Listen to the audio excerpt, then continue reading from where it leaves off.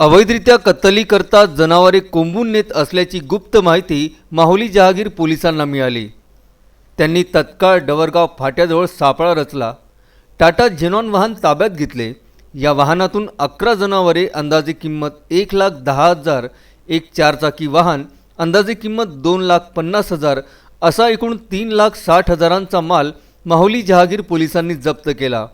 Police उपनिरीक्षक उमेश नासरे यांच्या तक्रारीवरून आरोपी अब्दुल आरिफ अब्दुल वारिस वय 24 वर्ष, राहणार लालखडी अमरावती याच्याविरुद्ध गुन्हा दाखल करण्यात आला। आरोपीला ताब्यात घेऊन त्याच्याविरुद्ध कलम 5(5)(अ), 5(ब), 9(अ), महाराष्ट्र प्राणी संरक्षण अधिनियम सह 11(1) घ ड 1/9 अन्वये गुन्हे दाखल करण्यात आले। Vidarbha news bureau, Amravati.